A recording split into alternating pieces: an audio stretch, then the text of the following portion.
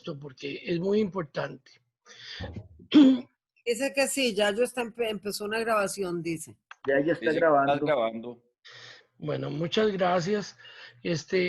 Para la isla siempre es un honor contar con don Guillermo Zúñiga. Esta es la tercera vez que nos acompaña y nos enseña. Déjenme ver. Como ustedes pueden ver, vamos a grabar esta charla para la historia, ¿verdad? Tan importante. Y por eso les ruego que no digan malas palabras ni comenten nada que pueda ser utilizado en su contra.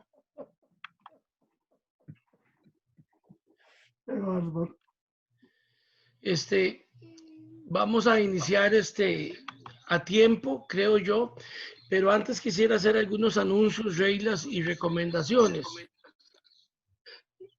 La isla es un grupo de conversación política que realiza análisis, discusiones y propuestas realmente para colaborar con el PLN.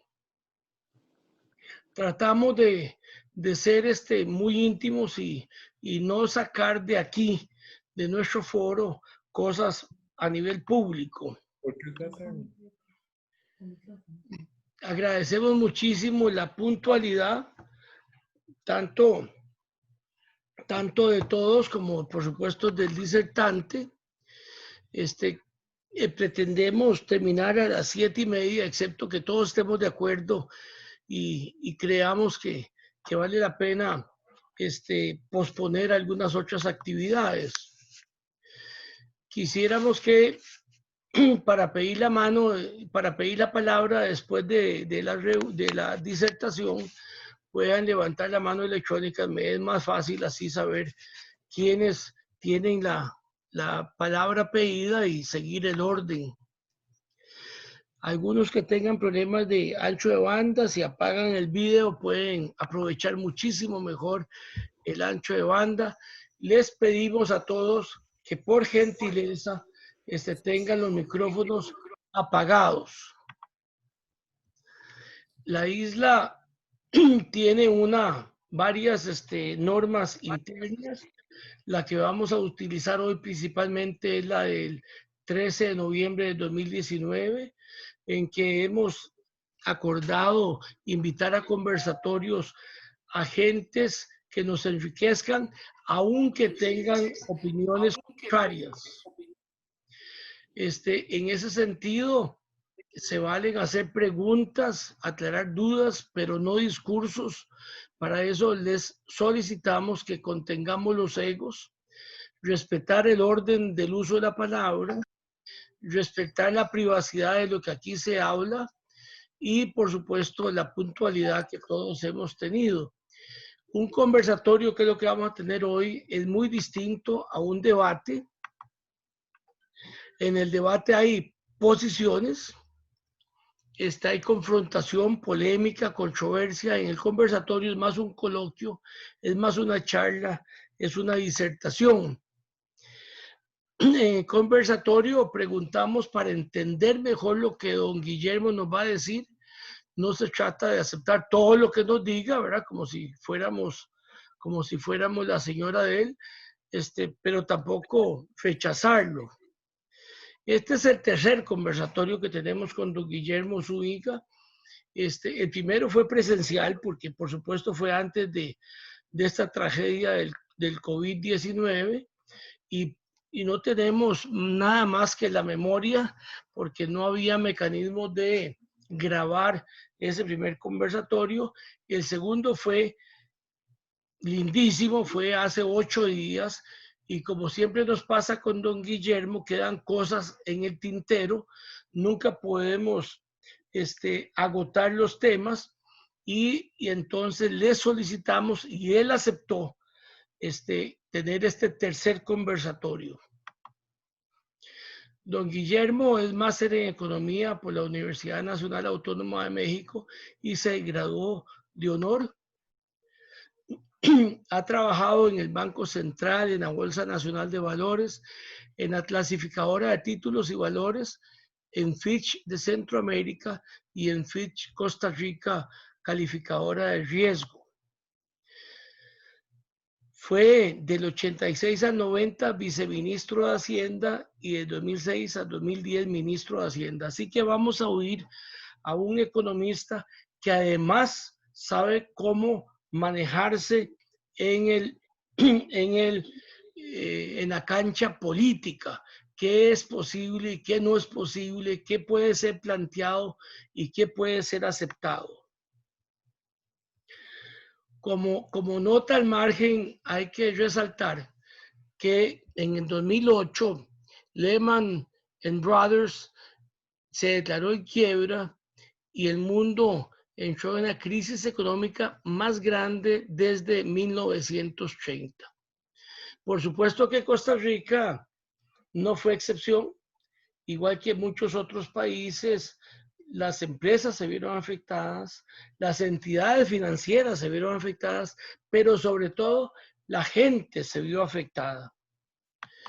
Tuvimos la suerte que estaba el Ministerio de Hacienda, don Guillermo, y don Memo logró vender bien el plan escudo que pretendió y fue, de hecho, la protección social y estímulo económico frente a esta grave crisis internacional. Debo, sí, no ser disimulado y decirles que no tenemos esta vez con una crisis tan grave o peor una hoja de ruta, y eso nos tiene a todos entre enojados y desconcertados.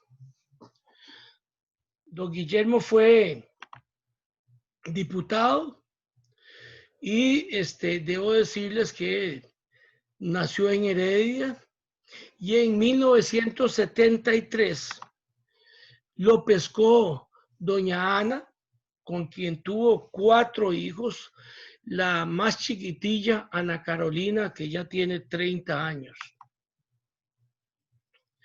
Entonces, al ser las 6 y 7 y 8 minutos, vamos a darle la palabra a continuar. Déjenme ver cómo hago esto porque me quedé sin mouse, cosa que es terrible porque yo este clítoris no lo sé manejar.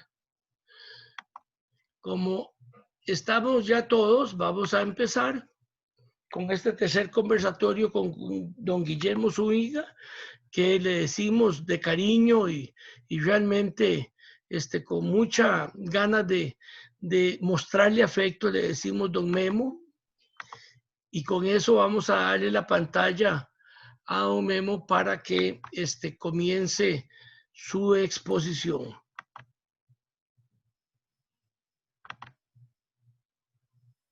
Muchas gracias, Yayo. Ahora sí, deme pelota. Ahora sí, ya yo presenté al amigo y tengo el deber entonces de compartir la pantalla para oírlo. Dígame una cosa, ¿se ve eso ya? Ya se ve todo. Tenga cuidado porque ya se le ve todo. Mire que usted me enseñó, aquí aprendí hoy hace 8. ¿Ah? Déjeme ver, estoy con el micrófono abierto y todo. Sí, ya bien. Bueno, muchísimas gracias, queridas amigas y amigos. Yayo, muchas gracias por la presentación. Ese recordatorio de la parte familiar era que me conmueve. ¿Verdad? Porque a veces la gente le conoce a uno la parte, digamos, ahí de las broncas y las discusiones, pero hay una parte ahí con la esposa y los hijos. Don Guillermo, toda esa información me la pasó la UPAD muy confidencialmente. Ok. Y me gustaría hacer un par de precisiones. Uno, que en realidad, acuérdense que en el primer gobierno de don Oscar, el 86-90, en la primera etapa estuvo de viceministra de Hacienda doña Rebeca Greenspan. Entonces yo entré, no sé si fue en el tercer año, por ahí, ¿ok?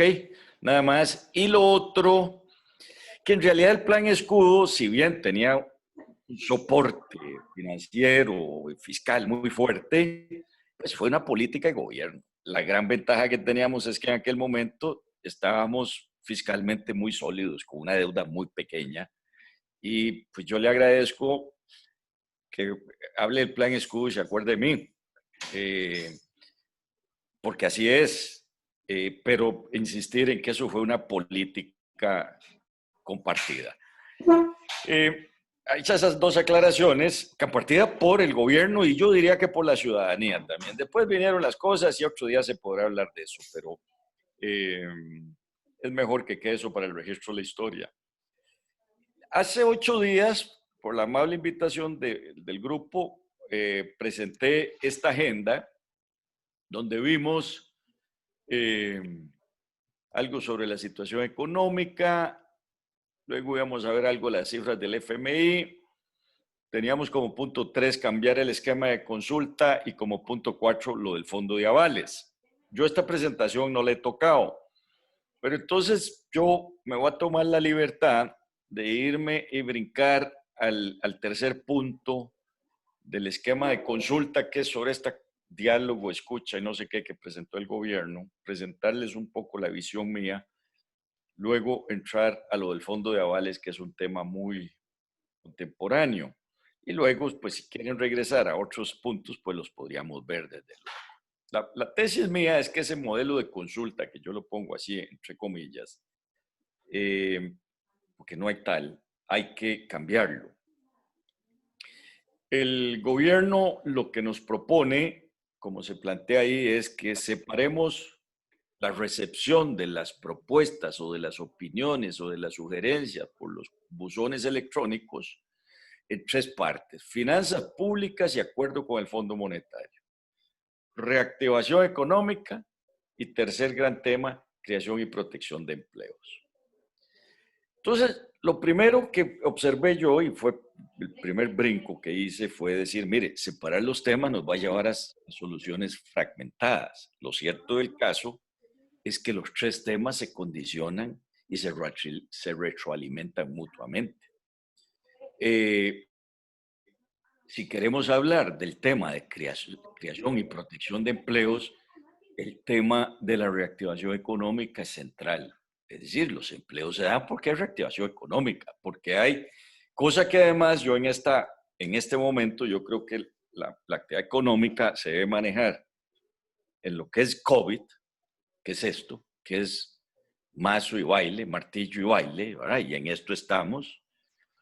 Hasta tanto pareciera no aparezca la vacuna, porque los porcentajes de contagio que debemos tener como población me parecen altísimos y vea, para que haya eso que llaman el rebaño, que no me meto ya yo, porque eso usted lo ha explicado muy bien, pero para que vea que algo me ha quedado, ¿verdad? Hasta que no haya una vacuna, pues no vamos a dejar de vivir en la economía con COVID, mazo, martillo. Mazo y baile, perdón. Después de eso, viene una etapa que más que reactivación es una etapa que yo llamaría recuperación. Casi que es como revisar qué es lo que nos quedó, cómo nos quedó y cómo todavía tenemos que apalancar, acompañar lo que va quedando de la estructura productiva en turismo, en comercio, en micro y pequeña empresa, ¿verdad? Que son los sectores que están siendo más golpeados. Y después, Dios primero, efectivamente, entremos en reactivación. Ustedes recuerdan que este gobierno presentó antes del COVID como 3 iniciativas que decían, vamos para la reactivación económica. Inclusive me acuerdo muy bien que el presidente salió un día a decir, mire, este mes es el mes de la reactivación. Yo me dedico a la reactivación este mes. Y las cosas en realidad, con todo respeto para las autoridades, no son así.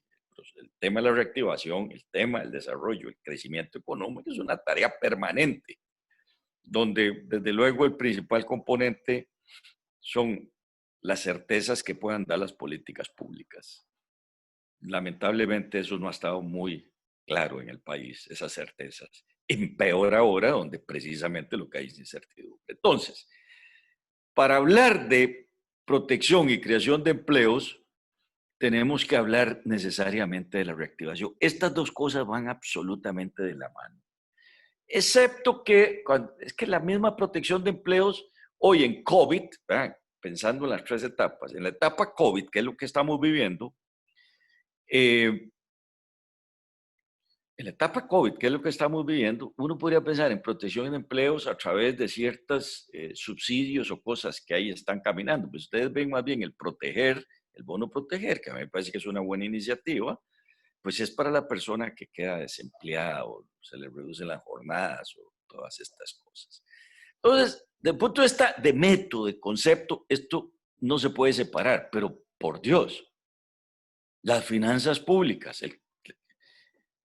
aquí hay un sesgo muy peligroso. Las finanzas públicas, lo que se decida en la cantidad de impuestos que se quiera recortar, lo que se decida en la cantidad de gasto que se quiera recortar, lo que se decida en, un poco de acuerdo con el fondo, para cerrar las finanzas públicas, si nos vamos al acuerdo con el fondo, un acuerdo con el fondo tiene la parte fiscal, la parte monetaria, la parte crediticia, la parte tipo de cambio, la parte etcétera. Cada numerito que va en esos acuerdos con el Fondo Monetario suponen detrás una visión, una estrategia, un criterio de cómo se va a manejar el crédito, de cómo se va a manejar el tipo de cambio, de cómo se va a manejar las tasas de interés, de la forma en que se va a hacer para manejar, obviamente, las finanzas públicas. Y si usted le saca mucho desde el punto de vista de las finanzas públicas a la economía, le echa mucho usted o le da tos a la economía, hay que sacarle el cólico o la asfixia, ¿verdad? Si le quita la asfixia, si le echa mucho, hay que sacarle el cólico. Entonces, esto nunca puede anteponerse a estas otras cosas. Y si uno pudiera, yo creo que aquí hay que poner otras columnas de cosas perentorias que deben ser tratadas de manera particular, como por ejemplo la defensa financiera de la Caja Costarricense del Seguro Social, por ejemplo. ¿Verdad? Que eso está faltando aquí. Y déjeme decirle, mucho de lo que se acuerde en que en mi pantalla se ve como grisecita, en la de menos va a afectar no solamente a la caja, sino que va a afectar la reactivación económica y desde luego va a afectar la creación de empleo, que al mismo tiempo va a retroalimentar a los problemas o impactos en la columna que yo mencioné que no está aquí dirigida. Entonces, estos temas se condicionan y se retroalimentan, y voy más allá. Puede ser que perfectamente lo que me temo yo que es lo que va a ocurrir, el acuerdo que se firme con el Fondo Monetario se va a convertir en una camisa de fuerza para el resto. Y eso a mí me parece que, pues, cuando yo pienso en esta forma, creo que la de menos aquí no hay nada de ingenuo, ni hay temas metodológicos que no se comprendan, simplemente hay una visión de que hay que ir a un acuerdo con el fondo de manera ortodoxa y después el resto de los mortales que quedamos aquí, veamos a ver cómo nos vamos a acomodar. Pero hay otra cosa. Ustedes vieron que en abril el Banco Central dio unos datos. Ahora en junio dio otros datos de crecimiento económico, de déficit esperado y todo. Yo estoy seguro que de aquí a 2 o 3 meses, que creo que tiene que volver a salir con unos nuevos datos, muy posiblemente van a ser más feos de los que ya estamos viendo. Entonces, si usted va a ir a negociar metas cuantitativas con el fondo, que no son solo metas cuantitativas, repito, hay componentes de política que se tienen que discutir y las cifras pueden estar cambiando, en la de menos se puede ir uno por exceso o por defecto en los compromisos que haga. Ahora, hoy vencía el plazo para llenar propuestas sobre esto. Yo me imagino que si yo le hubiera mandado una propuesta explicando esto, diciendo negocien por aparte, en la de menos la desechan, porque además este esquema que tiene el gobierno, tienes fechas perentorias donde ya no recibe más sugerencias, luego de alguna forma Dios sabrá o sabrá el gobierno cómo las clasifica, dice, sí, estas pasan para el siguiente round, para para la siguiente vuelta o no. Y bueno, la gente participó, la gente dijo, la gente se sintió, porque la gente es noble. Ya creo que Diario Extra el lunes sacó un dato que ya se habían llegado, creo que 300 sugerencias a las distintas cosas, pero de ahí todos participamos y al final en la de menos no participamos en términos reales. Entonces, esto a mí me parece que es una barbaridad y lo peor es que se puede estar quemando una verdadera oportunidad de tener un diálogo constructivo con actores debidamente identificados, con propósitos, plazos, metas, etcétera. Porque cualquier acuerdo que salga, si se quiere realmente hacer un acuerdo de reactivación, empleo y estabilidad, eso va a requerir plata, va a requerir estrategias financieras, va a requerir plata. Y para eso tenemos que identificar de dónde van a venir los plazos, los responsables, etcétera. Yo nada de eso veo en esta cosa. Entonces, por eso he insistido en este punto. Vean este ejemplo. Un buen desempeño económico alivia lo fiscal o al revés. Decían que el mejor ministro de Hacienda era una buena cosecha de café. Bueno, hoy la mejor cosecha, el mejor ministro de Hacienda es que la economía crezca al 6 al 7%. Nosotros, parte del éxito que tuvimos en el manejo de estas cosas y que nos agarró la crisis en buena situación fue precisamente que, y en la menos producto de la misma vorágine financiera que había en el mundo, ¿verdad? Con aquella burbuja que nos estalló en el 2008, con Lehman Brothers, que vos mencionaste, pero ahí veníamos creciendo y fuimos haciendo la buchaca y fuimos bajando la deuda. Por eso nos permitió, ¿por qué? Porque el mejor aliado hoy por hoy para el empleo, para las cuentas fiscales, para el financiamiento de la caja, es tener una economía robusta. Entonces, ¿cómo va a hacer una política productiva sin tomar en cuenta las cosas fiscales? O dicho de otra manera, ¿cómo va a ser uno para hacer política fiscal si no está tomando en cuenta los impactos que eso tiene en la producción? Y esto que les acabo de decir, esto que tengo aquí en segundo paso, déjenme decirles que no siempre las personas, voy a decir los livianos, no siempre las personas que están a la cabeza de la hacienda pública entienden esto.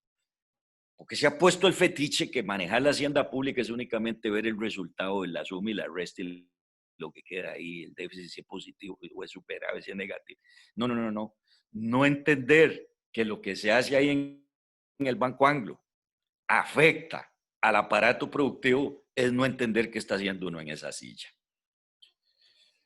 Este ejemplo creo que lo presenté la otra noche, este dibujo. Vean ustedes lo siguiente. Es el otro ejemplo. La relación impuestos a PIB, es decir, cuánto nos van a sacar de la bolsa. Lo que está en azul son las estimaciones que hizo el Fondo Monetario en abril, principios de mayo. Lo tomé del documento que presentó el Fondo Monetario. Bueno, aquí lo puse, se publicó en mayo, cuando el gobierno fue a pedir este préstamo rápido, de desembolso rápido. Entonces el fondo decía que en el 2020 íbamos a tener una carga tributaria, o sea, la cantidad de impuestos en relación al total de la producción, ya con COVID, ¿verdad? De 13,9, casi 14%. Y para el 21, ya ahí se empezaba a hablar y ya aquí, más que proyecciones, yo me temo, perdón, es que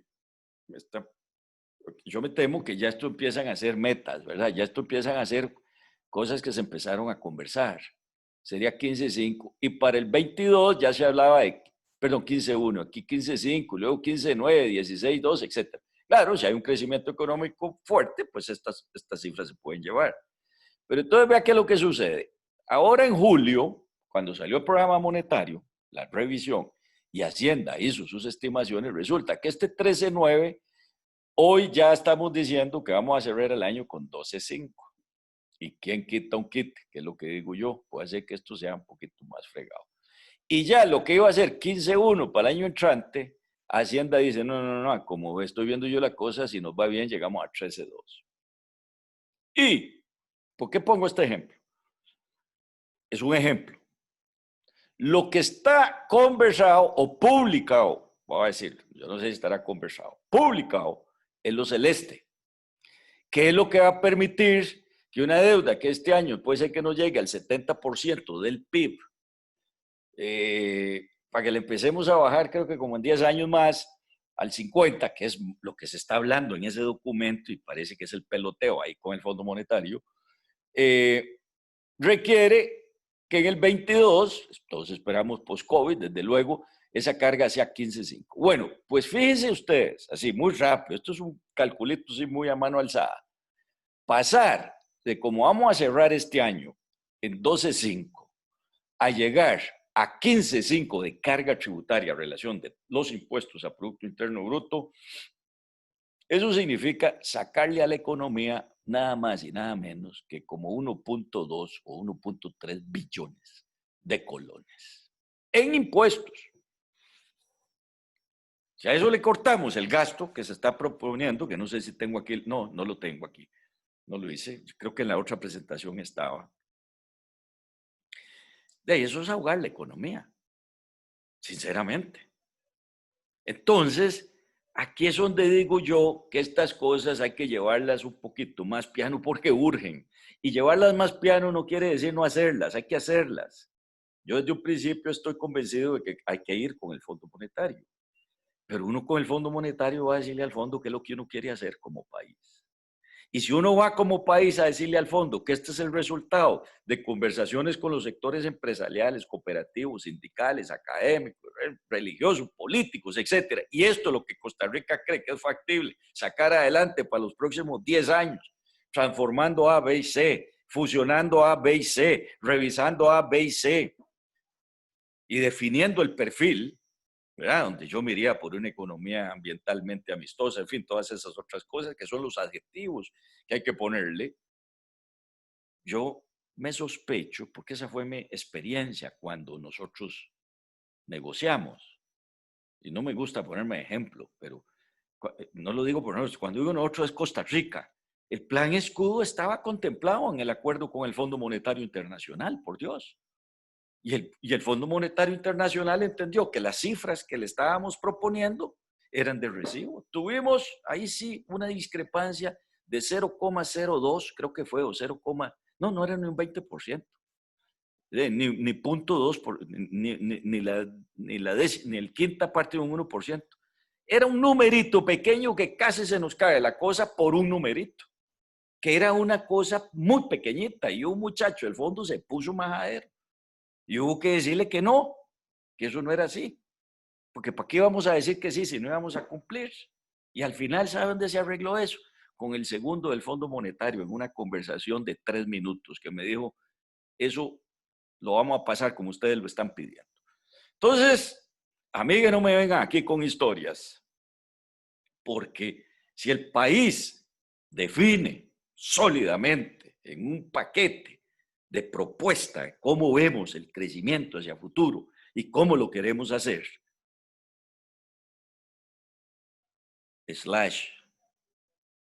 el pacto nacional, yo difícilmente veo a otros actores extranjeros diciéndonos, no, mire, usted le va a tocar hacer esto y hacer esto.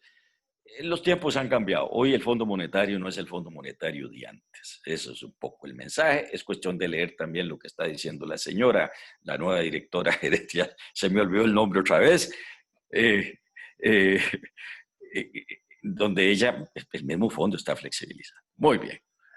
Bueno, aquí está. ¿Cómo le vamos a recoger ese billón de colones a la economía? Entendiendo que un buen desempeño económico alivia lo fiscal y al revés. Eso va a afectar la demanda, va a afectar la producción, va a afectar la competitividad. Sí, la va a afectar. Y es que el asunto, que cada uno de los números hablados, de lo hablado, vea que yo lo pongo entre comillas, ahí es un poco diciendo que yo me temo que ya hay algunas cositas caminadas, ¿verdad? Llevan una estrategia detrás para lograrlo, ¿verdad? No es solamente el número. El presidente fue hábil cuando dijo, nosotros no recibimos imposiciones, vamos a negociar metas. Sí, pero ¿cuáles son las metas, señor? Porque detrás de cada numerito está todo este paquete que está atrás.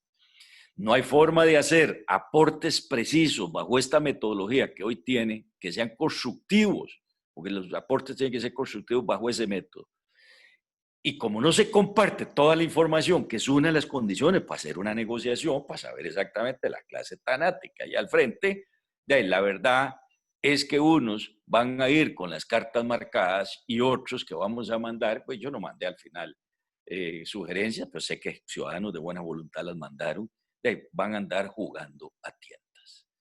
Esto era el primer tema que yo quería tratar y explicar el por qué a mí me parece que, aunque este proceso va caminando, es necesario insistir en que se requiere una metodología distinta. Y ahí yo lo voy a decir, acaba de decir Yayo que este es un foro para sugerir ahí al Partido de Liberación Nacional. Yo deseara que los diputados nuestros pudieran comprar esta idea o algo parecido, pues puede ser algo mejor. Eh, y pidieran efectivamente eso, que lo hicieron en un comunicado que hizo creo que el directorio político. Pero ahí se puso al final en una frase, pero no se le dio seguimiento.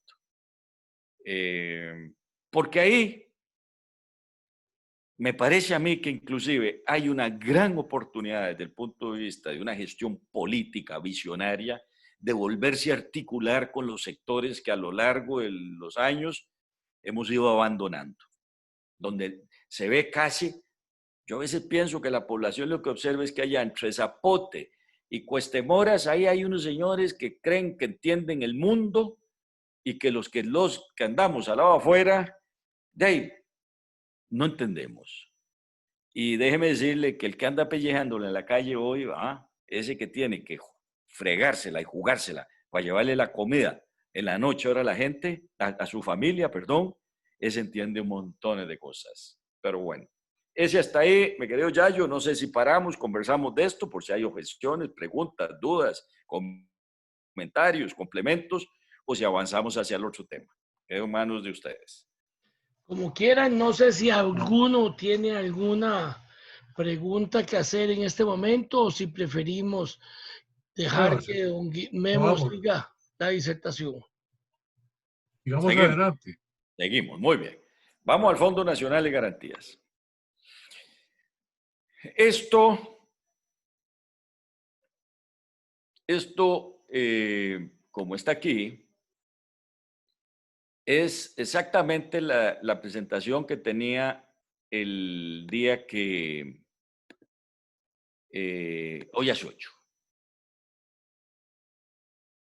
Esto ha evolucionado un poco. Perdón. Y me explico. Aquí, mi primera reacción cuando escuché hablar de un Fondo Nacional de Avales y Garantías es que era una bonita oportunidad que se estaba presentando al país. Me di a la tarea de conversar, pedir consejo a muchos amigos, esa es la forma en que yo puedo llamarlos amigos, porque hay gente que está dispuesta a compartir sus conocimientos con uno. Yo hice una primera lectura y lo primero que noté es que, bueno, ahora lo vamos a presentar ahí más o menos por pasitos.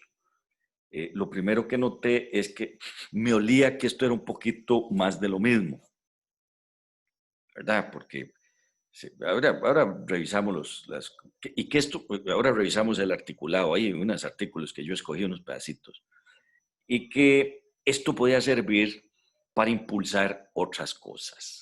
Otras cosas, como por ejemplo, y ahí les traje un ejemplo, ahí les puse una lámina, usar también los avales y garantías, no solamente para los bancos y para los operadores que tramitan en los bancos, que yo me temo, y les voy a decir por qué mi idea es usarlo por otras cosas también, yo me temo que están con los niveles de endeudamiento muy altos, sino más bien buscar otras opciones donde se pudieran hacer cosas creativas. Hay empresas en este momento, yo no tengo que decírselo, usted lo sabe, pero lo pongo ahí sobre la mesa como antecedente, que los niveles de ventas son 0 o tienden a 0. Las más chiquitas, yo no sé si van a poder sacar esta tarea adelante. Las de tamaño mediano estarán ahí tosiendo, con problemas. Las de un poquito tal vez mayor tamaño, en la de menos tenían flujos de caja un poquito más holgados. Turismo en problemas serios, aunque ahora se está abriendo, pero realmente los volúmenes de apertura son pequeños. Comercio, sin la menor duda. Construcción venía muy mal desde hace tiempos. Y ahí podemos empezar a ver. Hay empresas, las pequeñas, las pulseadoras, las MIPYMES, los cuentapropias, esos están jugándosela con las uñas. Bueno, el proyecto de ley va más hacia allá. Entonces yo noté, perdón, lo que quiero decir es que noté ese problema y por ahí dije, bueno, yo creo que hay que empezar a mover para buscar si se pueden incorporar otros instrumentos financieros a este aval que permita recuperar plata de otra manera y ayudar a las empresas. Pero, vamos a ver, muy bien. Nos encontramos lo siguiente. El artículo 3 dice lo siguiente, que el fondo de avales es un mecanismo para aval, etcétera. Dicen créditos en moneda nacional y extranjera, lean lo que está destacado en rojo. Colocados por las entidades financieras supervisadas por la SUGEF. Entonces ya aquí se reduce a un ámbito específico. Esto es para las entidades que están supervisadas por la SUGEF, bancos financieras, las que están supervisadas ahora, mutuales. Yo no tengo nada en contra de que estas personas o estos grupos entren a usar los avales. Pero lo que digo es que aquí debiéramos ampliar, y les adelanto la idea original, de por qué también no se van a avalar algunas operaciones donde se pueda levantar dinero del mercado de valores, ¿verdad? Y que también, que por la condición van a ser muy riesgosos, pero con un aval que hasta cierto momento puede ser que convierta en una cosa atractiva a un inversionista privado contra un proyecto. Que ahora les cuento, les pongo un ejemplo, porque ese ejemplo lo veníamos trabajando un grupo de profesionales pensando precisamente en cómo ayudar a algunas empresas y sectores. Ese es en realidad el origen de la preocupación. Ahora, ¿cuál es el patrimonio de este fideicomiso? 180.000 millones de pesos, que según la mejor interpretación que uno puede darle es los 300 millones del préstamo con el Banco Centroamericano, aunque se permiten otros aportes. Ahora, aquí brinca otro conejo. ¿Cuánto va a costar ese aval? Y el piso para el costo del aval va a ser las condiciones del préstamo con el Banco Centroamericano. Yo hasta el momento no sé cómo es ese préstamo. Creo que todavía ni siquiera lo han presentado a la Asamblea Legislativa. En el proyecto no viene incluido. Y es más, lo digo honestamente, si alguno de ustedes sabe las condiciones financieras de ese préstamo, pues nos ayudaría mucho también a interpretar y a canalizar y a enriquecer la conversación. De mi parte, no lo conozco. Muy bien. Entonces, ¿cómo es la cosa? Nos vamos a ir a endeudar, el gobierno de Costa Rica, es decir, todos nosotros, nos vamos a ir a endeudar para capitalizar ese fondo de avales. ¿Cómo es el mecanismo? El mecanismo es muy sencillo, es un fideicomiso donde el fiduciario es el INS, el generador, el fideicomitente es Hacienda y el fideicomisario son las entidades supervisadas, como ya se dijo. Cuando empiezan las conversaciones con los distintos grupos, y yo no sé si por aquí habrá uno de los compañeros de uno de los grupos con los que estaba hablando, que estaba conversando con distinta gente, repito, que de buena voluntad me dan sus opiniones y no comprometo a nadie, solo me comprometo yo. Pero en las conversaciones, el gran signo de pregunta que nos apareció es si el INSS efectivamente tiene experiencia como fiduciario, como administrador de eso. Y si entonces no vamos a estar atrasándonos en una cosa que urge, porque hay que empezar a aprender. Y el artículo 7 define cómo es la administración del fideicomiso.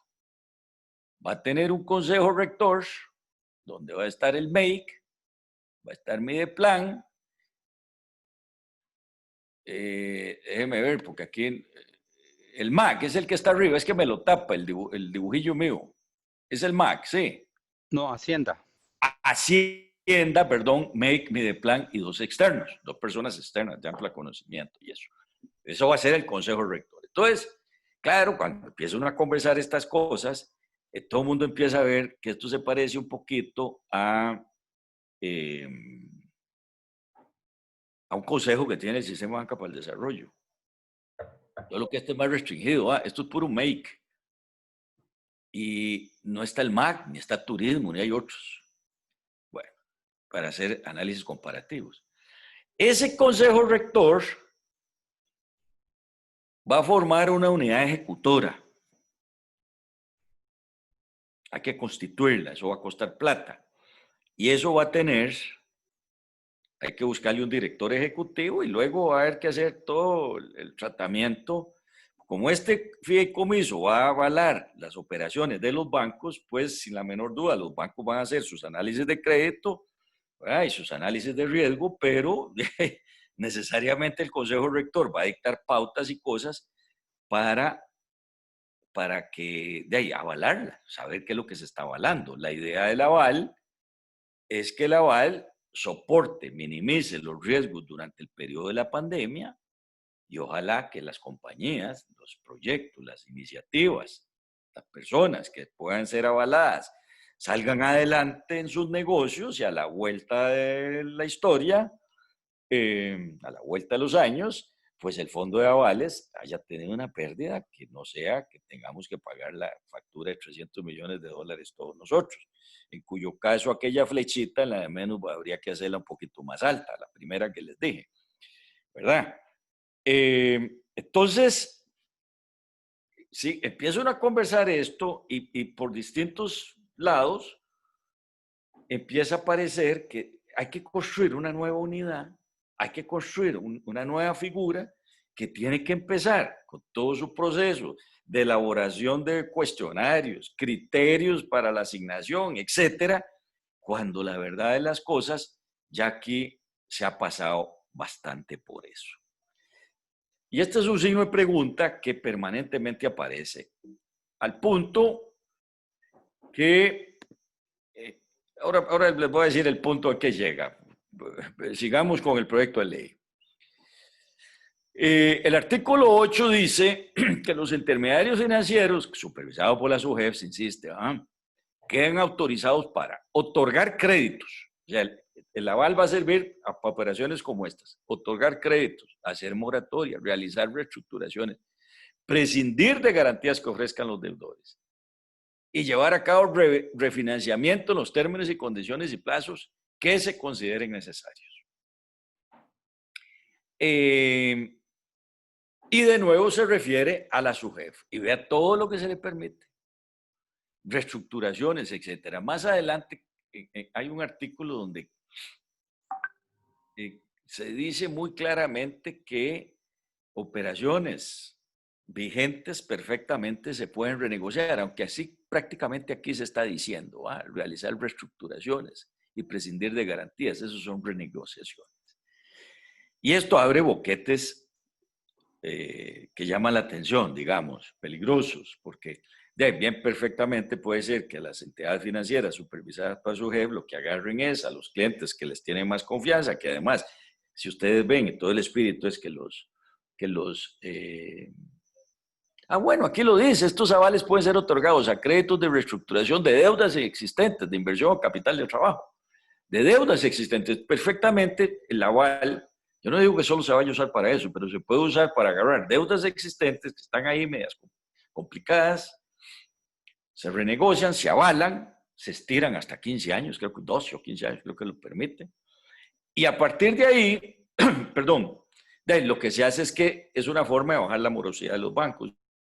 Yo creo que hay que cuidar el sistema bancario, sin la menor duda. Lo peor que nos puede pasar es que nos enferme algún operador financiero. Eso es lo peor. Pero esto se presta para que uno de los usos sea el mejoramiento de los balances bancarios únicamente. Pero en fin, y repito que eso yo no lo veo mal, pero no se puede quedar únicamente ahí.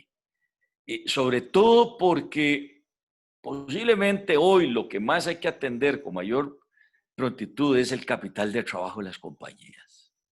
Pero en fin, así es por donde va la figura. Y vean ustedes, los siguientes criterios se deben utilizar a la hora de otorgar las facilidades de crédito que se van a avalar y está el conocimiento del cliente derivado de su relación histórica con la entidad. De nuevo, aquí no hay chance para los que no estaban invitados a la fiesta, que también están siendo afectados. Entonces, digamos que la cobertura que tiene este concepto que se lleva aquí es muy limitado.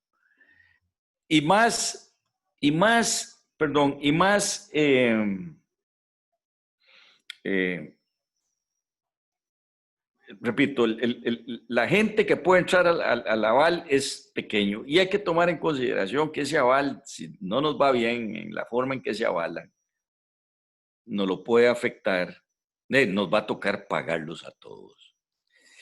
Entonces, pues lo que hay que hacer es, de las cosas que alrededor de este proyecto me parece a mí que hay que definir, hay que ponerse de acuerdo, es realmente a quiénes se pueden avalar.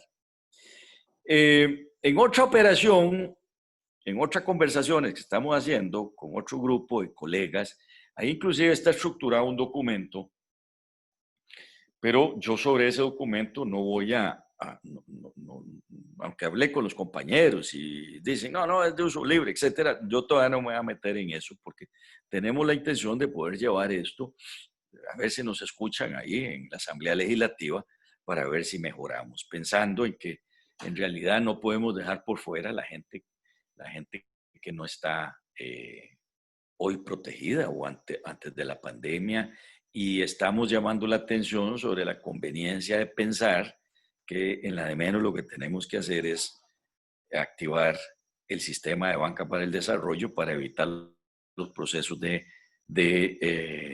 aprendizaje que tendría una nueva unidad con una nueva estructura administrativa, etcétera, etcétera, etcétera. Yo lo que concluyo es que para ser usado por entidades supervisadas es que está hecho este crédito. Dejan por fuera otras figuras posibles, que era mi mayor preocupación. Y bueno, son los clientes actuales los que pueden usarlo. Los que están por fuera siempre van a quedar por fuera. Y es una exposición nacional de 300 millones de dólares, donde inclusive, déjenme decirles, hay en este momento recursos para avales, por lo menos en dos fondos que en nuestras conversaciones han surgido. Unos son los del Sistema de Banca para el Desarrollo, el FINAE, y otros son unos fondos que tiene el Banco Popular de Pronamipe. Y entonces, ¿qué sentido tiene la pregunta, verdad? Que ¿para qué vamos a crearnos otro fondito? ¿Para qué vamos a crearnos otro fideicomiso para hacer cosas que hay institucionalidad, que lo que hay que hacer es moverla? El 8 de agosto, en Diario Extra, se titula Fondo de Avales facilitaría créditos a 18,000 empresas. ¿Quién no va a comprar eso? Imagínense, 18,000 empresas, 2 años de gracia y personas con buen récord crediticio. Pero tomo aquí las palabras de don Gerardo y menciono a don Gerardo Corrales porque la ministra de Planificación nos indicó que él con este otro muchacho, José Luis Arce, habían participado en el diseño de esta figura. Entonces, lo que don Gerardo diga me parece a mí relevante. Y él dio estas declaraciones, así se las transcribió la periodista o el periodista, y dice, realmente, dice, está más orientado a oxigenar los créditos actuales que están en los balances de los bancos. Él no lo subrayó en rojo, eso lo puse yo. Con lo cual me confirma lo que yo estoy diciendo por aquí. Por su parte, las empresas beneficiadas se comprometen a mantener el empleo, porque es situación COVID, eso está bien, con el flujo de caja que se les libera al readecuarles las operaciones. Y lo dice, no es tanto para créditos nuevos. Esto me parece a mí relevante tenerlo a mano, tenerlo en mente, como un punto a discutir. Ok. ¿Cuál es un modelo complementario? Que este es uno que hemos venido trabajando. Yo sí pedí permiso a mis colegas con los que hemos trabajado este modelo. Es muy sencillo, pero este sería para ir a financiar por mercado de valores y se los presento porque ahí se requiere que el aval también cubre este tipo de cosas. Un vehículo de propósito especial, que puede ser un fideicomiso, puede ser otra cosa, va al mercado de valores, emite un bono, capta recursos, el vehículo de propósito especial lo toma y lo pasa para las empresas. Muy bien. ¿Cuál es la ventaja aquí? Que puede pasar de privados a privados. Plata de los privados a plata de los privados, donde lo único que convendría, y de aquel momento nosotros hablábamos, yo ahora le metí el fondo de avales, para avalar por los riesgos que tienen hoy una emisión de este tipo, que el fondo de avales venga y avale hasta un cierto monto. Igual. ¿Cuál es la ventaja que tiene esta operación? Que vean ustedes que la garantía que nosotros estuvimos pensando que se puede utilizar una garantía mobiliaria, que ya está en el código, ya eso está incorporado en la legislación costarricense, no hay que inventar nada. ¿Y qué es lo que harían? Ceder ingresos futuros debidamente certificados. Contra los ingresos futuros, que puede ser, digamos, si fuera la actividad turística, reservaciones, si fueran actividades comerciales, las compras, perdón, las compras a futuro que ya las empresas tienen debidamente certificadas. Para una actividad de exportación, los contratos que se tienen contra las cartas de crédito y esa cesión de ingresos futuros, como suele suceder en este tipo de titularización, porque esto sería una titularización, se les quita un pedacito, se va haciendo un fondo que aquí va a estar para que el momento en que venzan los bonos que se emitieron tengan un soporte. Y para eso, para que haya se aísle completamente ese flujo del flujo de la compañía, se tiene el mecanismo de la garantía mobiliaria debidamente inscrita, de manera que este vehículo iría acumulando los volúmenes de recursos calculados junto con la parte de los avales que vendrían a ser el complemento del monto de la emisión que se pagaría en 1, 2 o 3 años. Ok. ¿Cuál es otra ventaja que tiene esto? Esto viene a ser complementario de la operación de los bancos, porque como decía, hay mucho endeudamiento en las empresas, estoy seguro. ¿Cuál es otra ventaja que puede tener esto? Que se le haría un análisis riguroso de riesgos, desde luego, midiendo también lo que mitiga el aval, pero al mismo tiempo podrían ser sujetos de crédito individuos o empresas o iniciativas o proyectos que dependiendo del volumen de flujos futuros que cedan, independientemente si hoy son o no son sujetos de crédito, pueden participar. ¿Cuál es otra ventaja que tiene una operación de estas? Porque no tiene sentido hacer caso por caso. Si uno los empaqueta, habrá operaciones más riesgosas que otras, diluye riesgos. Esta cosa que veníamos trabajando, donde siempre pensamos que el fondo de avales podía entrar a ayudar a mitigar los riesgos de una emisión de fondos, fue lo que a mí me motivó a decir, hay que meter otro tipo de figuras. Les tengo que decir que inclusive en algún momento conversamos con posibles inversionistas cómo verían este tipo de figuras y hubo ofrecimientos muy interesantes de dinero que podrían poner sobre la mesa y es una forma rápida de darle capital de trabajo a las empresas.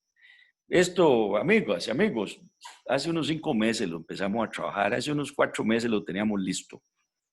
Pero de ahí se quedó. Ahí está, por eso lo presenté y por eso le dije a mis colegas que si lo presentaba, me decía, Memo, preséntelo, no importa.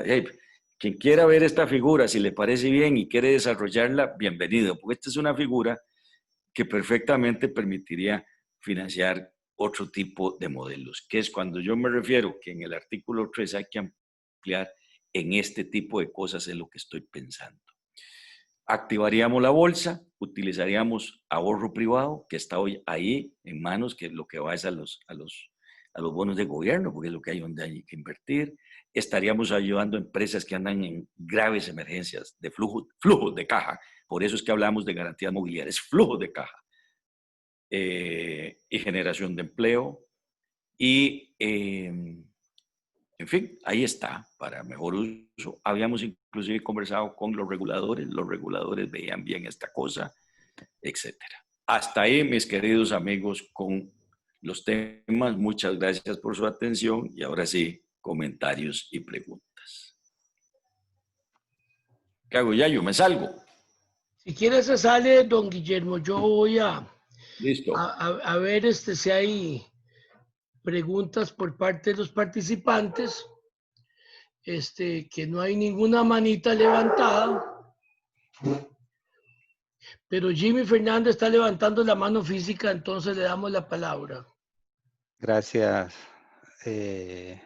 don Guillermo. Por cierto, mi querido profesor de economía.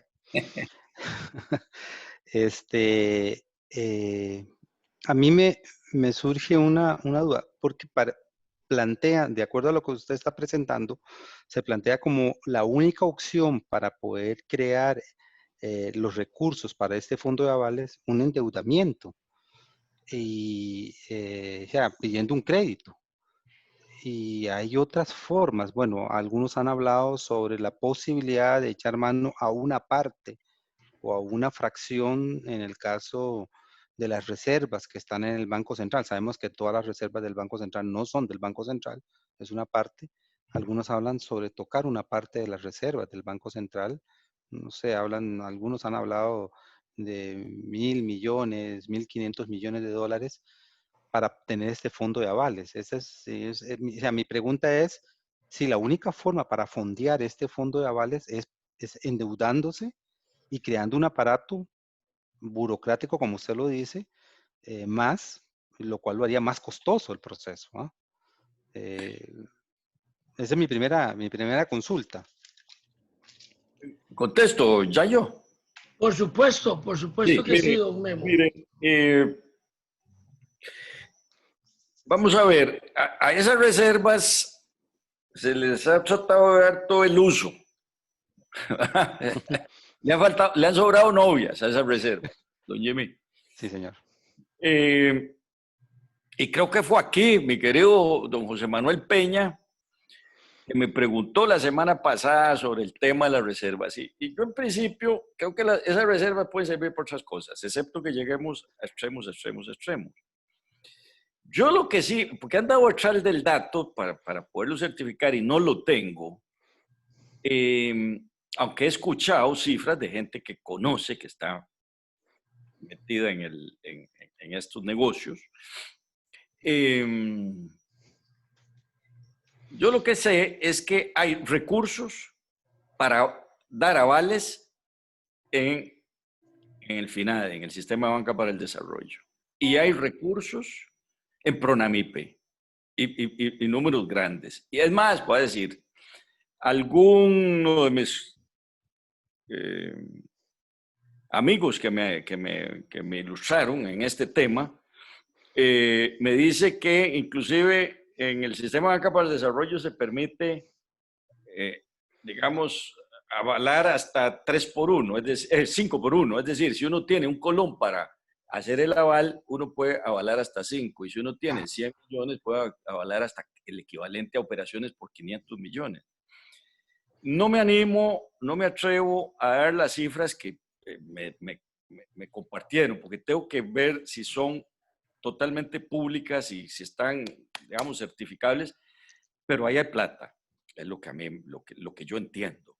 Entonces, por eso, en discusiones posteriores, y aquí veo que está un querido colega, que no sé si lo puedo citar, de los que ha estado trabajando en estas cosas conmigo, el que está aquí sabe y me puede decir si lo podemos citar, pero en una de las conversaciones que tuve con algunos de los grupos donde hay un querido participante aquí,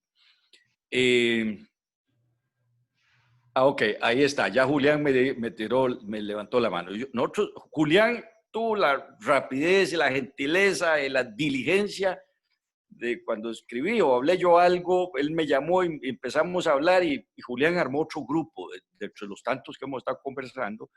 Ahí nosotros, y por eso identifico a Julián, lo menciono, casi que pensamos que no tiene sentido realmente endeudar, excepto que nos prueben que hay que endeudar 300 millones del país para hacer una cosa aparte, ¿verdad? El buen sano juicio lo que le dice a uno es que debiera uno trabajar con los recursos disponibles. Y no sé, mi querido Julián, si usted quiere aportar algo sobre este punto. Ya que lo cité, va, lo echa al agua. No, no, más bien muy buenas noches a todos ok. Muy bien, muy buenas noches a todos y muchas gracias por la gentil invitación. De hecho, don Guillermo, yo no sabía de la comparecencia suya, nada más que en la tarde Yayo me llamó por otro asuntillo de un artículo que publiqué y entonces tuvo la gentileza de invitarme. Bueno, además de que todos los amigos de la isla son amigos de muchos años y mucho tiempo participé con ellos en el grupo, lo cual me produce un gran placer saludarlos de nuevo y verlos y saber que están todos bien, por dicho. No, ya usted, don Guillermo, ya usted con su sapiencia económica ya explicó lo más importante, pero sí, según los datos que nos daban unos compañeros de este grupo, que todos son economistas menos yo, la banca para el desarrollo no solamente tiene la expertise, la experiencia, ahí daban unas cifras de no sé cuántos avales han dado, de no sé cuántos créditos han dado, y que incluso al principio la banca de desarrollo como que no despegó, pero con los cambios que le han hecho en los últimos años, cambios legales, está bastante afinada y trabajando bien. Y los montos que ha dado este amigo que trabaja con ellos indirectamente, son montos que incluso superan esos 300 millones de dólares, ¿verdad? Entonces, de eso es donde nos preguntábamos en esa reunión, bueno, pero si está la plata, está la expertise, está la ley facultada para dar esos avales, ¿por qué es necesario, digamos, meternos en otra bronca, en otro aparato burocrático en el tiempo? Todo esto urge y todos sabemos que esto es, cada día que pasa se nos desborrona más la economía y los empleos, etcétera. Y entonces esa ha sido la inquietud, ¿verdad? Y como dice don Guillermo, la idea es que ojalá en la Asamblea Legislativa, que al final les va a tocar aprobar o no aprobar ese tipo de préstamo, o este préstamo, pues se pueda negociar con el gobierno a ver si se puede mejorar la idea. Y como decía don Guillermo antes, si nadie está en contra, porque sabemos que toda empresa, incluso grande, puede estar produciendo muchos empleos y hay que ayudarla. Pero quizás hay otros mecanismos que no sean estos, porque este aval, digamos, debería ser más bien, como dice don Guillermo, para capital de trabajo y no tanto para reestructuración de deudas y esas cosas que incluso podrían meterse bolsillos ahí, ¿verdad? Alguien que venía con un problema de deuda puede renegociar en condiciones muy ventajosas, a pesar de que puede utilizar los fondos, pagar bien y no dar esos recursos para otras empresas que sí lo están necesitando. Pero sí, muy rápidamente, don Guillermo, no, nada más complementando lo que usted decía. Muchas gracias, Julián. Don Guillermo, tiene la palabra en este orden Carlos Revilla, José Manuel Peña y Guido Mora. Don Carlos Revilla, tiene usted la palabra. Gracias, Yayo. Es un segundito para subir el volumen. Ya. Don Guillermo, es una pregunta que no sé si tendrá sentido, pero recuerdo que para la época del Plan Escudo, una de las medidas, creo que no era exactamente el Plan Escudo, pero sí paralela al Plan Escudo, fue la capitalización de los bancos del Estado, que se hizo creo que por 50 millones de dólares. Tal vez usted me aclara la cifra. Ahora, ¿por qué no hacer algo parecido ahora y poner a los bancos del Estado ya capitalizados a que presten esa plata? No sé si estoy muy perdido en lo que le estoy diciendo, don Guillermo. Qué interesante esa reflexión suya, Carlos. Por eso hay que estar escuchando todo el tiempo. Nosotros logramos capitalizar los bancos del Estado creo que fueron 112 millones o 125, por ahí.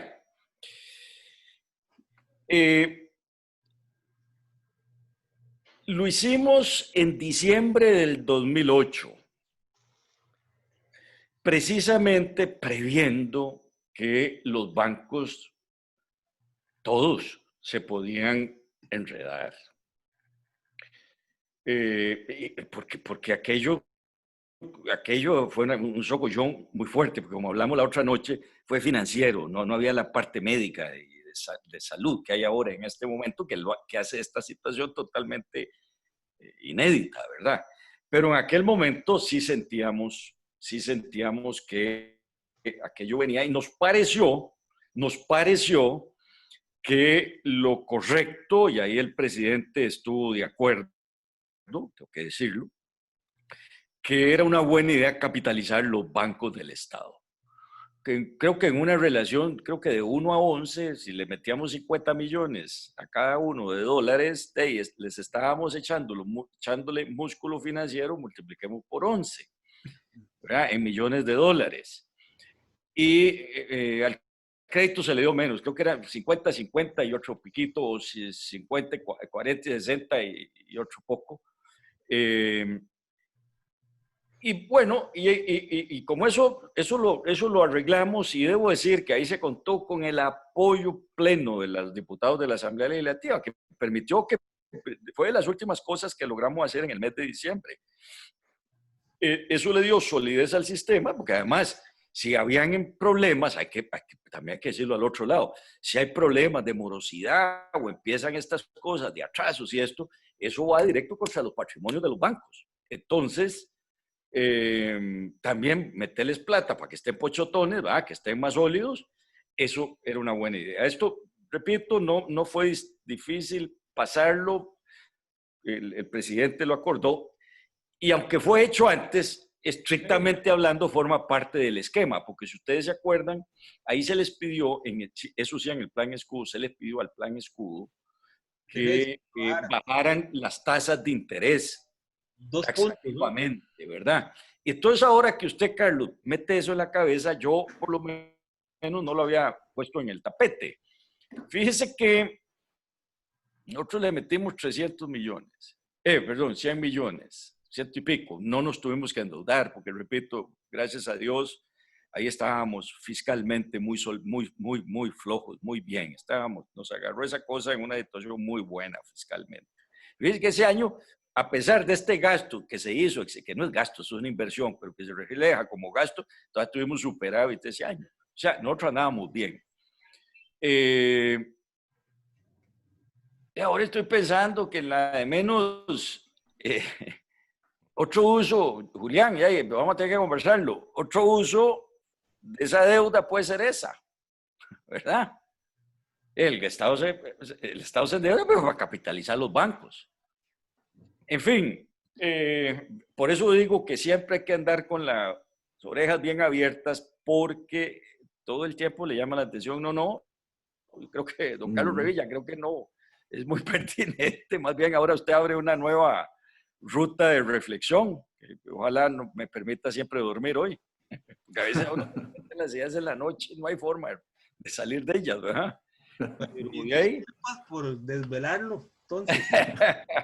No, eso hay que tomarlo en consideración, me parece a mí, porque en el fondo es el uso alternativo de un endeudamiento cuando estamos con el endeudamiento hasta el cuello, vamos, más para arriba, casi aquí en la cabeza para arriba, ¿verdad? Y tenemos recursos por un lado y tal vez lo que conviene es hacer un buen uso. Ahora, si lo único que hacemos es tomar ese dinero, eso sí hay que decirlo, y para capitalizar los bancos del Estado, que tal vez no tiene que ser necesariamente los 300 millones de dólares, ahí lo que estaríamos es robusteciendo la banca estatal, ¿verdad?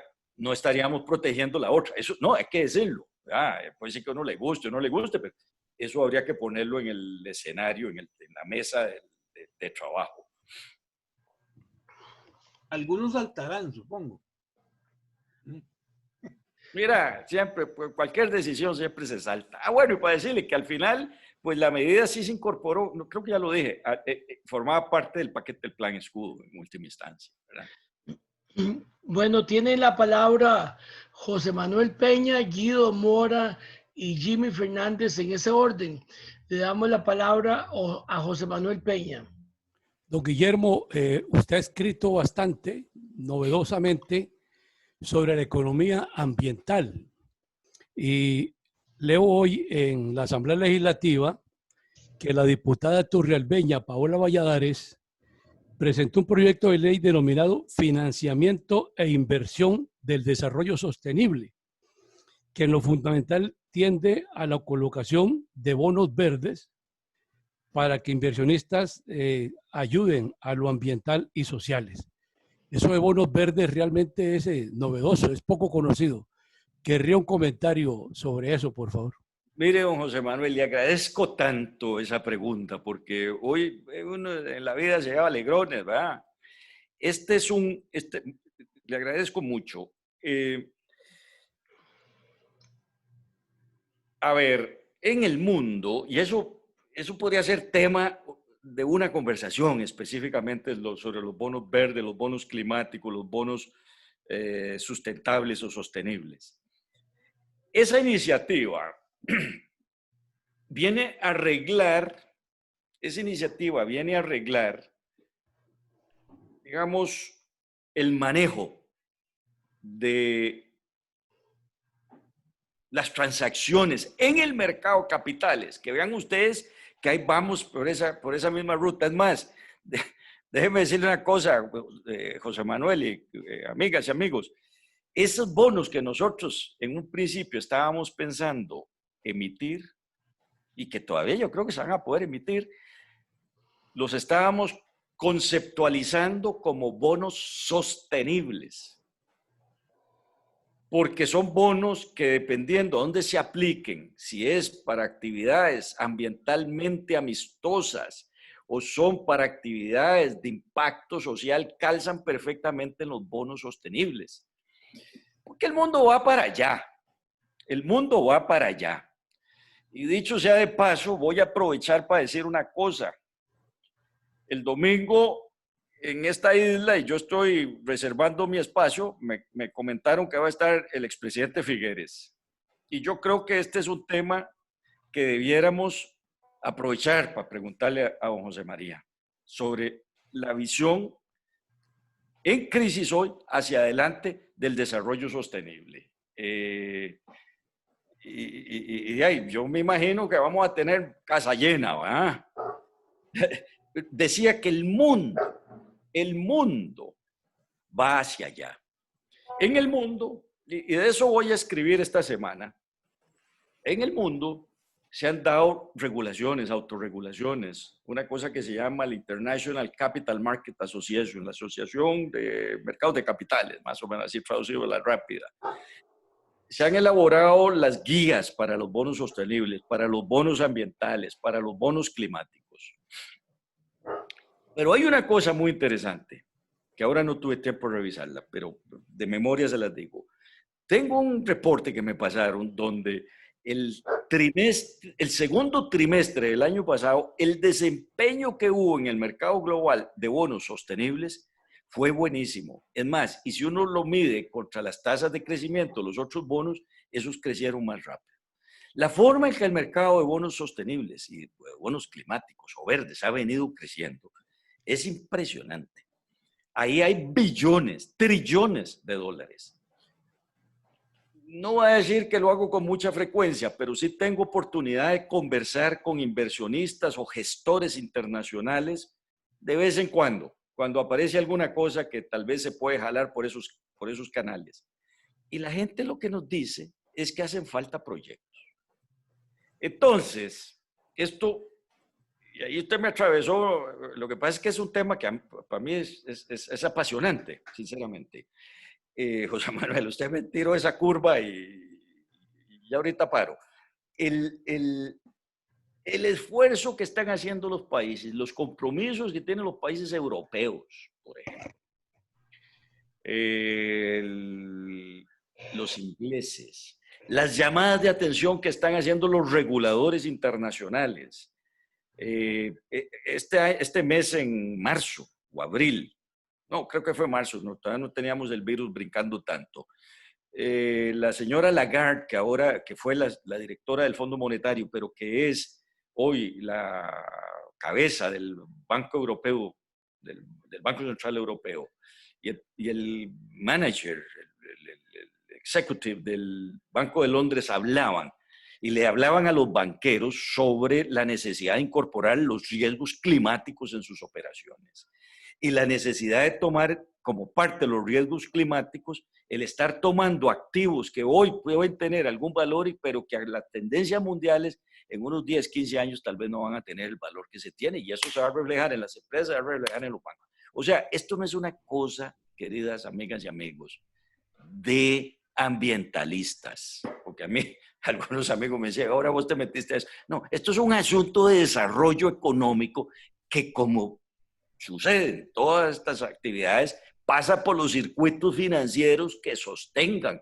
esas cosas. Entonces, una de las iniciativas en la cual también han estado parcialmente involucrados es cómo transformamos los activos naturales que Costa Rica tiene hoy, ese capital natural, cómo lo transformamos en activos monetizables que puedan ser reconocidos por los inversionistas que quieren invertir en estas cosas en el mundo global. Bueno, esa misma preocupación hoy empieza a aparecer a raíz de esta ley, que aquí la tengo anotada, la 2260 de ley.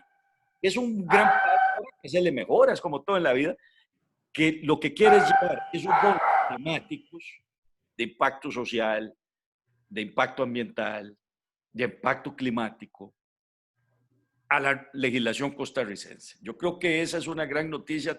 Mira, te agradezco, mi querido José Manuel, y repito, sin la menor duda, yo creo que si el domingo, como nos avisó don Yayo, va a estar el presidente Figueres, ahí un temita, Yayo, ahí apuntémoslo, la visión del desarrollo verde como salida, como eventual o potencial salida a esta cosa. Si nosotros seguimos pensando dentro de la misma caja, no vamos a ir muy largo. Y aquí se pueden estar creando oportunidades extraordinarias hacia adelante para Costa Rica. Así es, don Guillermo. Ojalá nos acompañe usted el domingo y tenga... Voy apuntado. Está bien. Don Guillermo, muchas gracias. Tiene la palabra en este orden Jimmy Fernández y Guido Mora. Don Jimmy, tiene usted la palabra. Gracias.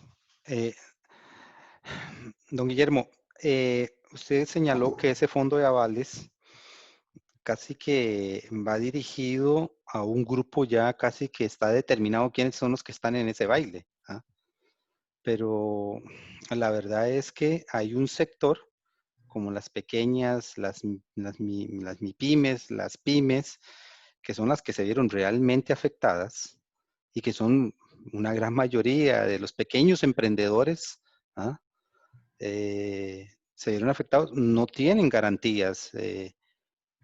¿Cómo va a operar eso con este fondo de aval? O sea, a mí lo que veo es que realmente a ese grueso de pequeños emprendedores pareciera que no los está tocando realmente este fondo. Y lo otro ¿es un crédito o es un fondo donde yo aporto un capital? Porque vea usted cómo la demanda interna y la demanda externa está cayendo. O sea, no hay que ser, digamos, hace poco acabo de ver de que las zonas especiales, las exportaciones de zonas especiales, esas exportaciones cayeron. La demanda local cayó. Entonces, si yo le doy un crédito a un pequeño emprendedor y le digo, tiene 6 meses de gracia, pero todo el mundo sabe aquí y lo han dicho todos los organismos que por lo menos empezaremos a crecer o a medio levantarnos dentro de año y medio, 1 año, 2 años. O sea, le voy a dar un crédito para que me venga a pagar dentro de 1 año con una posibilidad de que ni siquiera pueda colocar lo que él va a producir. O sea, no logro comprender la dinámica que se está planteando en este momento. O sea, la lógica de ese fondo de avales. Y al puro inicio, antes de arrancar, pensé que era solamente un fondo de avales, pero también está para créditos, para deudas, digamos, casi que personales. ¿Ah? Llama la atención eso con el proyecto de ley que que está en la Asamblea. Muchas gracias, don Jimmy. Ya yo, perdón, Guillermo, es del mismo tema que quisiera para que nos contestes a los dos. Adelante, sí, claro. Adelante, Ok. Guido. Bueno, yo he estado revisando el proyecto de ley del Fondo de Avales, ahora lo planteé al inicio. A mí número uno, yo en principio pensé que el Fondo de Avales iba a avalar operaciones que se aprobaran posterior a la aprobación del proyecto de ley.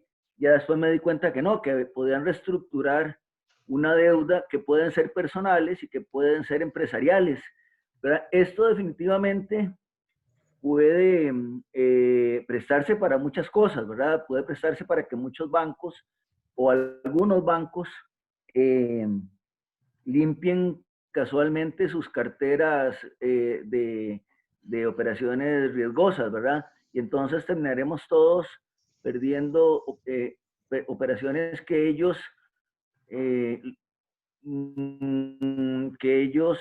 prepararon de una manera o impulsaron de una manera muy agresiva. Y lo otro que yo tengo la impresión, y con esto es el segundo elemento, yo tengo la impresión de que este famoso fondo de avales más está orientado a satisfacer algunas vanidades personales de algunos individuos que han venido señalando la necesidad de este fondo de avales desde hace rato, ¿verdad? Sin ver otras expectativas, incluso con nombres y apellidos, porque yo me pongo a pensar, ¿para qué va un fondo de avales que está metido en el gobierno? Va a darle oportunidad a meter a dos personas que no están involucradas en el tema, aunque tengan formación bancaria y sean de honorabilidad comprobada, tal como lo dice el proyecto de ley, cuando más bien deberían de darle chance posiblemente a un representante del Banco de Costa Rica y a un representante del Banco Nacional, para que ellos sean quienes participen en la mesa de juego. Y finalmente, los dos elementos que acaban de mencionar acá, el que usted mencionó en realidad, relacionado con banca para desarrollo y la posibilidad de capitalizar bancos, pues ahí hay instrumentos que no hay que hacerle mucho, ahí están, ¿verdad?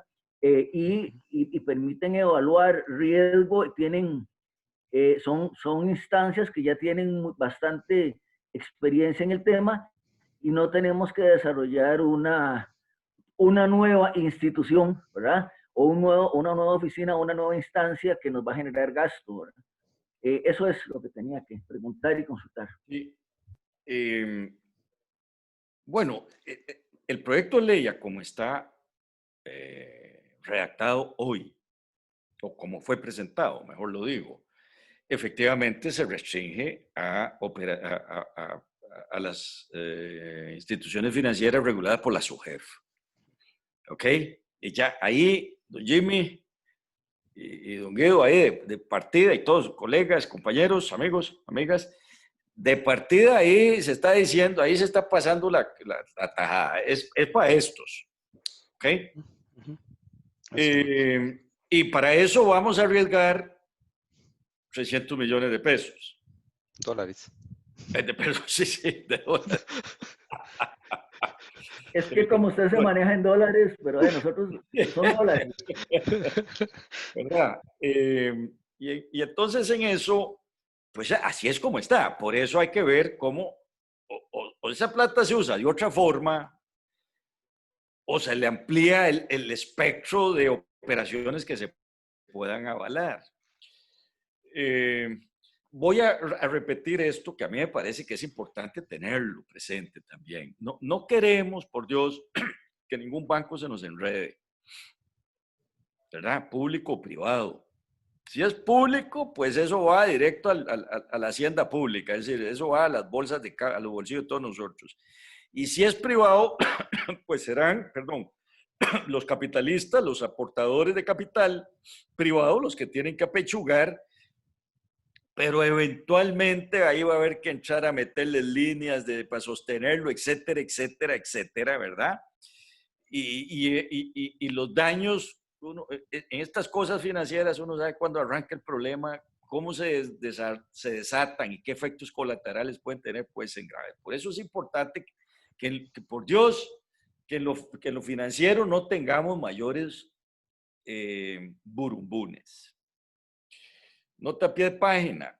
Yo me acuerdo en aquellas épocas que, ¿verdad?, cuando estábamos en el traqueteo, el 8 y el 9, pasaba mucho amigo de banca a contar, y yo lo que hacía era los interrogaba para saber más o menos, darme una idea de cómo estaban esos balances, ¿verdad? Porque yo guarde que hayan enredos. Muy bien. Pero sí, así que entonces, lo que pasa, digamos que eso no está mal, ¿verdad? Que los bancos se sacudan y se mejoren. El problema es que se quede solo en eso. Ahí es donde le veo yo. Y los recursos son finitos. Los recursos son finitos. Y aquí voy a traer a colación una cosa que siempre me decía don Oscar Arias, el presidente Arias siempre me lo decía a su manera. Me decía, mira, Memo, nosotros gobernamos para los pobres. Los ricos se defienden solos. Esa frase, dicha así, tiene un sentido para mí tan profundo. Es una orientación de lo que es la política pública. La política pública, usted le crea condiciones y los pudientes de los que se la juegan, eso se la juegan. Pero desde la política pública, cuando se arriesgan recursos públicos, que fue lo que el presidente Arias en aquel momento me puso a cuidar, pues hay que pensarlos en función del mejor uso para las personas más necesitadas. A mí me parece que así como está este fondo, este proyecto de ley, eso no se está cumpliendo. Entonces, Jimmy, sí, don Guido, don Jimmy, sí, lamentablemente eso es como está ahí en ese proyecto. Ahora, ¿cómo opera el aval? El aval lo que viene es a cubrir hasta un porcentaje de pérdida que se espera, ¿verdad? Entonces el banco viene y renegocia por el monto de si es que es renegociación, ¿verdad? Imagínense, renegocia y el monto es tanto, y entonces cuando vienen a agarrarle las garantías para la renegociación, el prestatario, perdón, el que pide el préstamo da garantías hasta cierto punto y el resto lo cubre el fondo de avales. Eso tiene un costo. Alguien tiene que pagarlo, ese fondo de avales. Por eso yo decía que las condiciones del BCI, para empezar, hay que ponerle cuidado. Y la estructura administrativa que se ponga, hay que ponerle cuidado. Eso va a ir sumando al costo del aval. Claro. Y en la curva de aprendizaje puede hacer que vaya costos adicionales, porque hay una curva de aprendizaje cuando hay otros que ya han pasado por ahí. Entonces, esa cobertura ayuda a aflojar las pérdidas. Ahora, si se abre como el modelo que yo les presenté, y como ese se puede empezar en otros, ahí es exactamente lo mismo. Se hace una emisión por $100,000 o por 100 pesos, el aval entra y cubre tal cosa, los flujos de caja futuros cubrirían otro pedazo. El que va a poner la plata dice, hombre, que está interesante, la rentabilidad me da tanto, está bien, juego, pum, pasa, con la ventaja de que ahí las garantías son las mobiliarias y no habría más. No se le estaría pidiendo garantías adicionales a nadie, con lo cual podríamos posiblemente hacer sujeto de crédito a mucha gente que hoy no está. Hablando, que ahí no es con el grupo de Julián, sino con otros, que repito, no doy los nombres porque la verdad que ellos lo hacen, creo que me lo hacen a mí, pero no tendría el menor preocupación de decirlo, parece. Es más, creo que sí, también ahí lo hablamos, que la ley del sistema de banca para el desarrollo permite avalar operaciones fuera del sistema bancario. Qué cosa más interesante, solo que no la hemos explotado. Entonces, en la de menos, lo que hay que hacer es sacar el fuete por otro lado y usar plata que ya tenemos y no arriesgarnos más. Y ahora Revilla deja sobre la mesa el tema de si lo podemos usar para capitalizar más bien a los bancos del Estado, ¿verdad? No sé. Pero esas son mis reacciones, Guido y don Jimmy. Muchas gracias, don Guillermo, como siempre. Don Guillermo hace simple un tema que no es nada sexy, ¿verdad? Y nos deja siempre alborotados. Yo, sin embargo, que no he preguntado, quisiera meter la cuchara para preguntarle a don Guillermo sobre un tema que Julián nos tiene mareados desde hace rato, que es el salario universal, si eso es una locura, si eso es oportuno, si eso es así, si eso realmente ahora en esta era de COVID y pronto la era de post-COVID es una iniciativa que deba o no deba apoyarse. Muchas gracias, Yayo. Bueno, lo que va a decir Julián lo conoce, así que lo digo con toda tranquilidad. No es la primera vez que una idea que se da, yo la oigo y debe ser no sé, tal vez por el entrenamiento académico, puede ser, no sé. Yo las oigo y las dejo por ahí, no las veo y yo anduve mucho tiempo metido en riesgo. Ahí Yayo fue generoso cuando puso las cosas en que andaba traveseando yo en mi vida profesional. Y tiendo siempre a ver las cosas con la óptica del riesgo. Entonces, ahí las dejo, las voy viendo. En un principio yo no estaba muy convencido y Julián, que es empeñoso, es serio, es responsable, me pasaba y se me seguía mandando ahí, y muchas veces a través de cambio de revilla, ¿va? Ahí mandaba los artículos, yo los leía y Julián me mandaba cosas. Y un día me invitó a una cosa así parecida a esta, ya ahora en COVID. No sé quién, en la plataforma de qué otra actividad fue que se hizo. No sé si fue en Sedal. Bueno, no me acuerdo yo. Pero ya ahí yo estaba mucho más sensibilizado. Y yo creo que se puede hacer una adaptación bastante interesante al tema de los avales. Perdón, al tema de del salario de la renta universal. Hoy, desde la óptica mía, tiene la perspectiva totalmente abierta y creo que el análisis hay que ponerlo balanceando lo siguiente. Costa Rica hoy destina una cantidad muy importante de recursos a lo que llamamos programas sociales.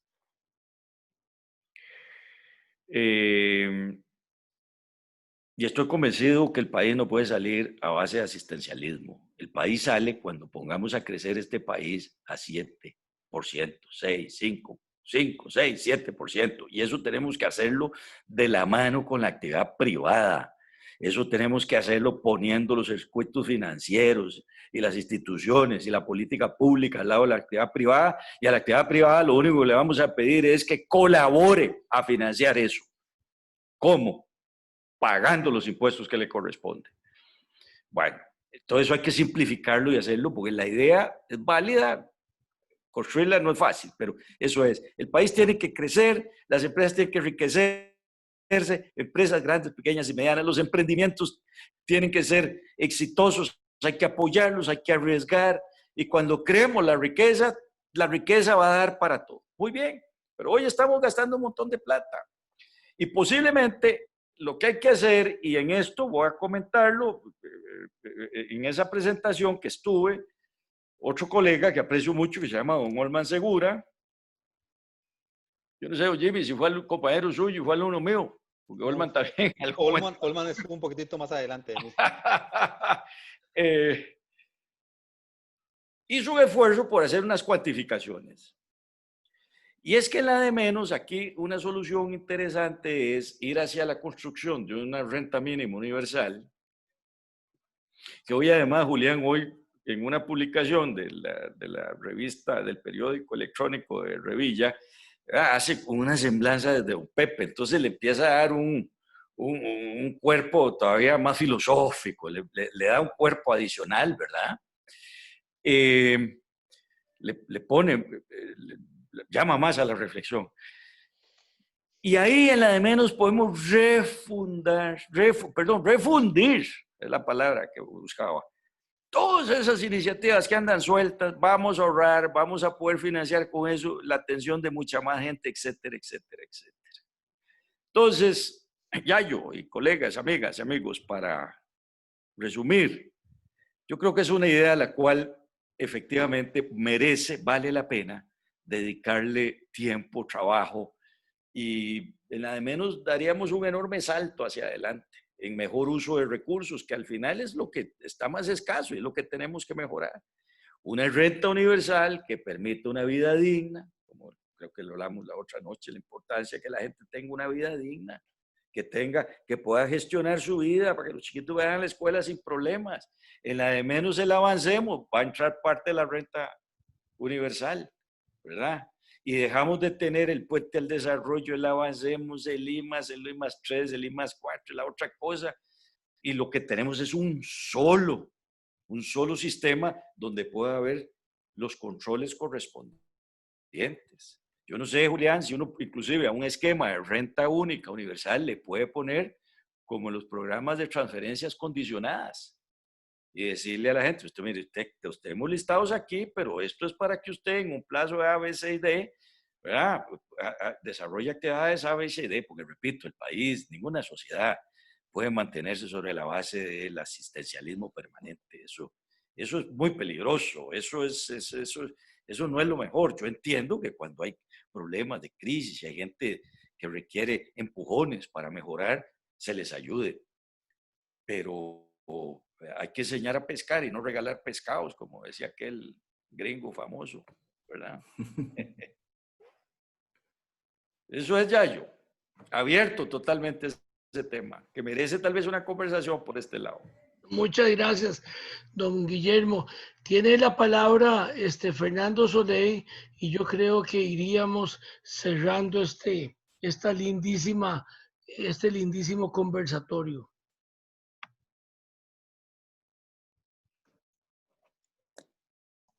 Bueno, primero que todo, agradecer a Guillermo el enorme trabajo que ha hecho para podernos dar estas charlas.